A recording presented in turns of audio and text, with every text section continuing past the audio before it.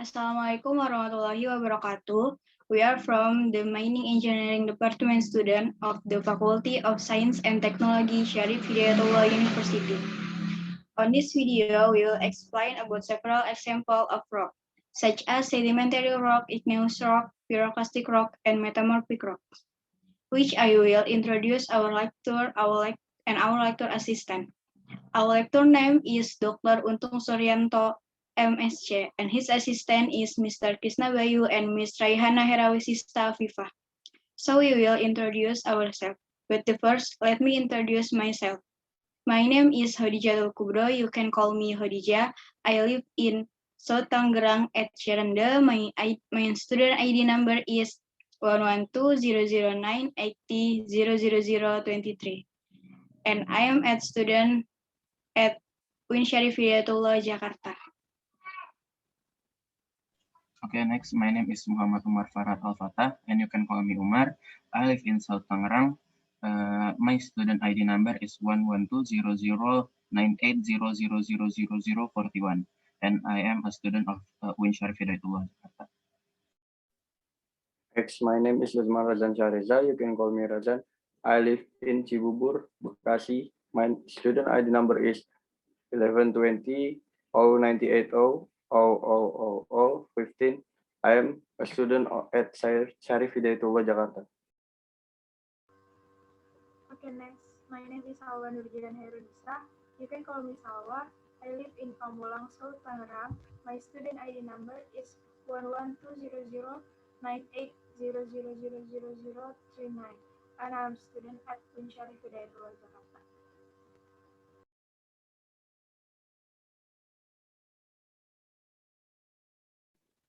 Okay, now we will explain about some type of rock.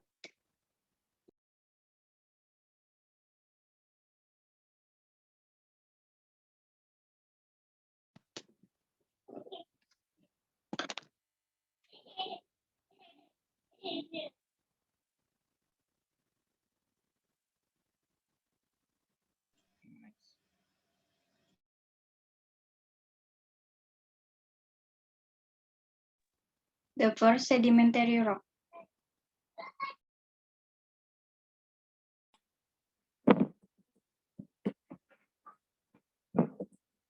Ya, yang menjadi contoh dari batuan sedimen kali ini saya mengambil contoh itu batu rijang. Batu rijang atau batu api merupakan batuan sedimen kriptokristalin yang tersusun atas silikon dioksida atau SiO2 dengan permukaan yang licin atau glassy. Disebut batu api karena jika dibenturkan dengan baja atau batuan lain akan memberikan bunga api yang dapat membakar bahan kering. Batu rijang ini terbentuk di lautan dalam maupun di lautan dangkal. Identifikasi batuan rijang. Warna dan komposisi kimia. Batu rijang dapat menggabungkan sejumlah besar sedimen di sekitarnya sebagai inklusi. Inklusi ini dapat memberikan warna khas pada batu rijang tersebut. Nama flint sendiri digunakan untuk batu rijang yang berwarna lebih gelap. Nama jasper merupakan batu rijang berwarna kemerahan atau merah kecoklatan yang disebabkan oleh substitusi oksida besi. Ukuran dan massa jenis. Rijang adalah batuan sedimen silikat berbutir halus, batuan keras, kompak, dan berbentuk yang terbentuk oleh kristal kuarsa berukuran lanau dan kalsedon. Sebuah bentuk silika yang terbuat dari serat memancar dengan panjang beberapa palu hingga ratusan mikrometer. Berat jenisnya 2,6 gram per sentimeter kubik. Kekerasan batuan. Batu rijang sendiri memiliki kekerasan 6,5 sampai 8 skala Mohs. Hubungan antara berat jenis dan kekerasan batu rijang, semakin besar massa jenis batu rijang, maka semakin keras pula batu rijang tersebut. Karena massa jenis yang besar memiliki ikatan molekul yang kuat, rapat, dan memiliki banyak molekul dalam volumenya. Next. Oke, untuk selanjutnya ada batuan beku. Batuan beku adalah batuan yang terjadi dari pembekuan larutan silikat cair liat, pijar, dan memiliki sifat mudah bergerak atau yang sering disebut dengan magma. Berdasarkan genesa atau tempat terjadinya batuan beku dibagi menjadi 3. Yang pertama ada batuan beku ekstrusi, yaitu hasil pembekuan magma yang keluar di atas permukaan bumi. baik di darat maupun di bawah muka air laut. Yang kedua ada batuan intrusi atau plutonik, yang merupakan batuan yang dihasilkan dari pembekuan magma yang berada di bawah permukaan bumi. Lalu yang ketiga ada batuan beku gang atau korok, yang merupakan batuan magma yang berbentuk ketika magma membeku di dalam korok atau ganggang. Next. Lalu batuan beku dibagi menjadi 4 berdasarkan kandungan SiO2-nya, yaitu yang pertama ada batuan beku ultra basa, yang merupakan batuan beku yang memiliki kandungan kurang dari 45%. Contohnya adalah batu basalt. Yang kedua ada batuan beku basa, yang merupakan batuan beku yang memiliki kandungan SiO2 antara 45% hingga 52%. Lalu yang ketiga ada batuan beku intermediate, yang merupakan batuan beku yang memiliki kandungan SiO2 antara 52 hingga 66%. Lalu yang terakhir ada batuan beku asam, yang merupakan batuan beku yang memiliki kandungan SiO2 lebih dari 66%. Contohnya adalah batu riolit. Next. Pada kali ini saya akan menjelaskan jenis batuan beku, yaitu batuan andesit. Andesit, also known as lava stone, is an igneous rock composed of fine-grained minerals and has a higher silica content than basalt and lower than rhyolite and calcite. Although the formation of andesit rocks also occurs below the Earth's surface, generally andesit rocks are formed on the Earth's surface as a result of the eruption of Mount Merapi. Therefore, experts classify it into the extrusive igneous rock section. Next. Selanjutnya ada kandungan batuan andesit. Batuan andesit terbentuk dari magma dengan temperatur di antara 900 hingga 1100 derajat Celcius. Mineralnya bersifat mikroskopis atau tidak bisa dilihat tanpa bantuan mikroskop. Kandungan mineral pada batuan andesit seperti kurang lebih 5% mineral piroksin. Yang kedua ada 43 mineral plagioklas, 30% mineral antibol, 12% mineral biotit, 10% mineral kuarsa, dan andesit juga mengandung silikon dioksida atau SiO2 sebanyak 57 hingga 63%. Di lapangan, morfologi batuan andesit dapat dikenali dengan batuan yang berwarna abu-abu yang dominan sampai warna merah. Warna ini menandakan kandungan silikanya yang cukup besar. Ciri morfologi lainnya adalah memiliki pori-pori yang cukup padat dan struktur yang sangat kejal. Tapi struktur kepadatan batuan andesit masih di bawah batuan granit. Next. Selanjutnya ada kristal penyusun batuan. Yang pertama ada phenocryst. Phenocryst adalah kristal besar yang sudah terbentuk perlahan-lahan sejak di bawah permukaan bumi. Lalu yang kedua ada ground mass. Ground mass adalah kristal yang berbentuk kecil yang terbentuk dengan cepat di permukaan. Next.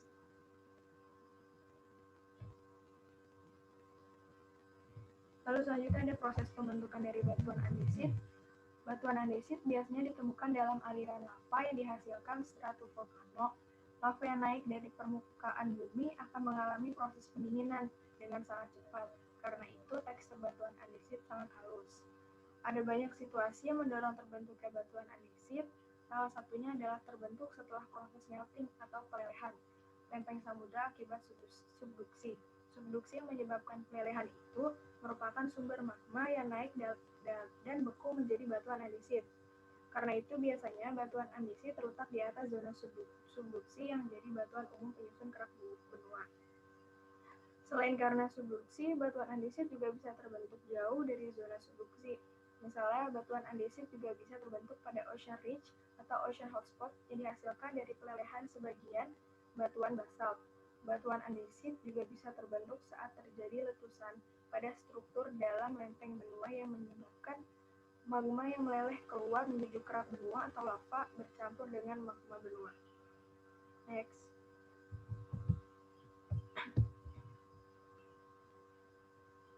Lalu selanjutnya ada manfaat batuan andesit.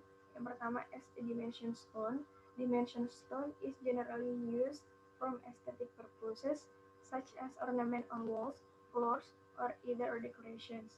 Besides that, dimension stones from andesit is also used to produce various kinds of handicraft. Next, construction sector.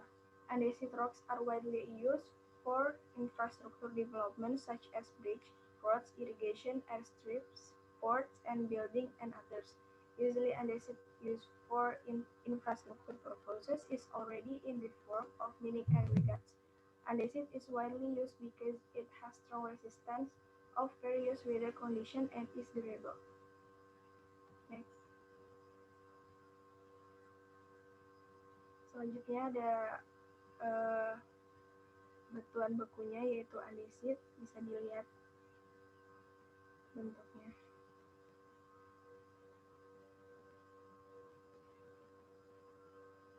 Oke, next.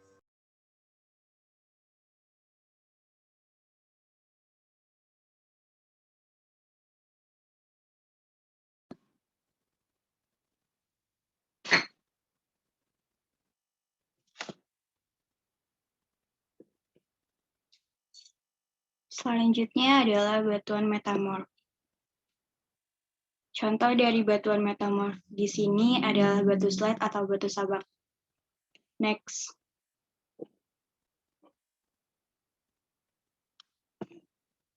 Definition: metamorphic rock are rock which are converted from original rock, igneous rock, and sedimentary rock due to the process of metamorphosis.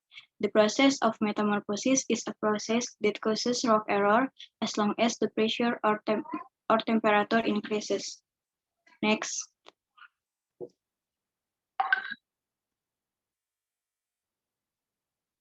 Type of metamorphism. The first, contact or thermal metamorphism.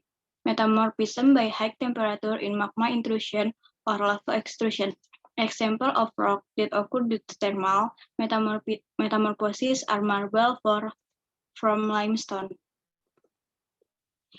The last, regional metamorphism, is metamorphism by pressure and temperature is moderate and occur over a large area. When the factor of temperature and pressure work together, the process is called regional metamorphosis. As an example of rock as a result of regional metamorphosis are gneiss, slate, and shale. Next.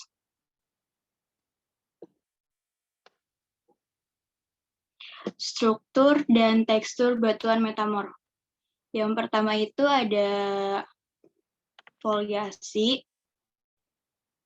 Foliasi ini dibagi menjadi beberapa bagian. Yang pertama itu ada slate, menampakkan belahan-belahan yang sangat halus, umumnya terdiri dari mineral yang pipih dan sangat halus. Yang kedua itu ada pilitik, yaitu foliasi sudah mulai ada oleh kepingan-kepingan halus mika, terdiri atas bentuk kristal lepiplastik. Selanjutnya ada skistos, foliasi sudah mulai jelas oleh kepingan mika dengan belahan yang merata atau menerus, terdiri dari selang-selang yang berbentuk kristal lapidoblastik dan granoblastik. Terus yang terakhir itu ada gneisik. Foliasi ini diperlihatkan oleh penyusunan mineral-mineral granular dan pipih atau mika. Belahannya tidak rata atau terputus-putus. Kedua itu ada struktur non-foliasinya dibagi ke beberapa bagian. Yang pertama ada struktur hornfelsik, struktur yang memperlihatkan butiran-butiran mineral yang ukurannya relatif seragam. Selanjutnya ada struktur kataklastik.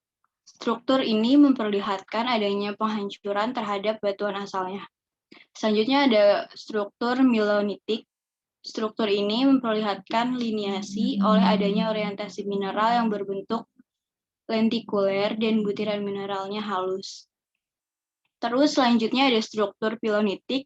Struktur ini memperlihatkan liniasi dari belahan permukaan yang berbentuk paralel dan butiran mineralnya biasanya lebih kasar dibanding dengan si milonitik, malah mendekati struktur filit. Selanjutnya itu ada struktur placer. hampir sama seperti struktur kataklastik, namun struktur batuan ini berasal dari bentuknya yang mirip lensa yang tertanam pada masa dasar melanitit. Selanjutnya ada struktur augen, sama seperti struktur flaser, hanya lensa-lensanya terdiri dari butir-butir feldspar dalam masa dasar yang lebih halus.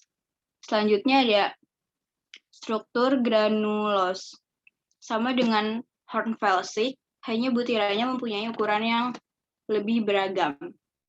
Yang terakhir ada struktur liniasi, struktur yang memperlihatkan adanya mineral yang berbentuk jarus atau fibrous. Next. Identifikasi dari batu sabak. Yang pertama itu warnanya. Di sini itu warnanya dark gray. Warna dark gray sendiri ini biasanya karena terdapat banyak mineral kloritnya. Selanjutnya itu ada strukturnya. Struktur dari batu sabak pada gambar ini itu non-foliasi. Terus selanjutnya ada teksturnya. Teksturnya itu blastophyte. Yang terakhir ada komposisi mineralnya. Komposisi mineralnya itu anti-stress. Terus Ganesha dari batuan sabak ini. Batuan sabak merupakan batuan berbutir halus dan homogen, mempunyai akistosity planar tergantung pada perlapisannya. Oleh karena itu, biasanya mempunyai beberapa sudut untuk masing-masing perlapisan, sehingga batuan menjadi belah atau lekah ke dalam lapisan yang tipis. Sabak mempunyai salah satu istilah struktur dan tidak ada kaitannya dengan komposisinya. Perlapisan asli dari slag masih dapat terlihat apabila berasal dari batuan buku basalt, seperti struktur amigdaloidalnya. Sabak berbutir sangat halus dan hanya dapat dideterminasi dengan mikroskop. Hanya sedikit mineral sabak yang berbutir kasar seperti kuarsa, feldspar, klorit, biotit, magmatit, hermatit, klasit, dan mineral yang terdapat pada batuan sel. Warna yang ditimbulkan biasanya itu warnanya merah, hijau, abu-abu hingga hitam. Batuan sabak di sini warnanya abu-abu tua atau dark gray. Warna itu biasanya karena terdapat mineral klorit dan mineral grafit. Sabak yang berasal dari batu pasir disebut Greywacke. Next. Oke, selanjutnya adalah pyroclastic rock. Jadi pyroclastic itu secara definisi adalah batuan yang disusun oleh material-material yang dihasilkan oleh letusan gunung berapi. Batuan ini dicirikan oleh kehadiran material pyroclast yang dominan, butiran yang menyudut, dan porositas yang relatif tinggi. Nah, terdapat beberapa tipe endapan dari pyroclastik. Yang pertama itu ada endapan pyroclastik tak terkonsolidasi atau unconsolidated. Nah, yang pertama itu yang unconsolidated ada bom gunung api, selanjutnya ada blok gunung api, ada lapilli, dan yang terakhir ada debu gunung api. Endapan pyroclastik yang kedua adalah endapan yang terkonsolidasi atau consolidated. Ya, endapan consolidated ada brexit pyroclastik, ada aglomerat, ada batu lapilli, dan ada tuff. Next. Nah, di sini ada sebongkah batuan pyroclastik yang akan diidentifikasi. Yang pertama itu ada warnanya itu putih di dalamnya dan coklat di luarnya. Lalu ada teksturnya itu memiliki kekompakan yaitu consolidated. Yang selanjutnya ada pemilahannya baik karena secara umum material pembentuknya bersifat sama atau homogen. Selanjutnya ada kemasnya itu matrix supported karena butiran fragmennya tidak saling bersentuhan dan diantaranya terdapat material yang lebih halus. Selanjutnya adalah struktur itu dari batu ini adalah masif. Kenapa masif? Karena utuh dan padat, di dalamnya tidak ada rongga sama sekali. Lalu adalah fragmen vulkanistik. Fragmen itu adalah plastika butiran yang lebih besar yang tertanam di dalam butiran yang lebih kecil atau matriks. Nah, yang pertama ada blocks. Blocks di dalam batuan ini 0%, selanjutnya ada lapili. Lapilinya kurang dari 55%, dan ash-nya 95% dengan jenisnya itu fine. Sehingga dari batuan ini dapat disimpulkan kalau yang mendominasi adalah ash. Selanjutnya adalah jenis fragmen. Jenis fragmennya yang pertama ada kristal atau kristal fragmen, yaitu kurang dari 20%, dapat dilihat dari kaca-kaca yang terlihat mengkilap-mengkilap saat terkena cahaya. Selanjutnya adalah fragmenitik. Di sini tidak ada fragmenitik, dan yang terakhir ada gelas, karena lebih banyak lagi daripada fragmen kristal, sekitar lebih dari 80%. Next. Nah, di sini ada klasifikasi batuan piroklastik berdasarkan Fisher dari tahun 1966. Jadi bisa kita lihat, kita tarik garis, ash-nya tadi sekitar lebih dari 80%, lalu bloknya itu 0%, dan lapilinya itu sekitar 20%. Sehingga ditemukan titik temu yaitu di titik tuff. Jadi dari komposisi fragmen vulkanistik yang tadi, identifikasi batuan ini menurut Fisher 1966 adalah jenis tuff. Oke, next. Nah, di dalam jenis tuff sendiri ada beberapa jenis lagi. Dari sini bisa kita klasifikasi dari jenis fragmennya yang tadi kristal, fragmenitik, dan gelas. Nah, di sini bisa kita tarik garis seperti persentase yang tadi, sehingga dapat kita lihat bahwa batuan ini merupakan Vitrig tuff. Nah, Vitrig tuff sendiri menurut Heinrich dari tahun 1956 merupakan penyusun utamanya terdiri atas gelas. Tufa Vitrig merupakan hasil endapan primer batuan letusan gunung api. Komposisi umumnya bersifat riolitik, meskipun juga dijumpai berkomposisi dasitik, terasitik, andesitik, dan basitik. Kepingan gelas umumnya mempunyai bentuk yang meruncing. Inklusi-inklusi magnetik banyak dijumpai dalam gelas. Gelas biasanya tidak berwarna, tetapi apabila berkomposisi basaltik berwarna kuning sampai coklat. Fragmen-fragmen berupa kristal dan fosil terkadang dijumpai juga, walaupun dalam presentasi yang kecil. Mineral-mineralnya bisa berupa penyusun riolit, andesit, dan lain-lain. Mineral sekunder yang hadir antara lain kalsit, opal, kalsedon, kuarsa, oksida-oksida besi, dan lain-lain. Beberapa tufa vitrik yang mengendap dalam tubuh air tersemen oleh kalsit. Sekian pemaparan identifikasi batuan piroklastik dari saya.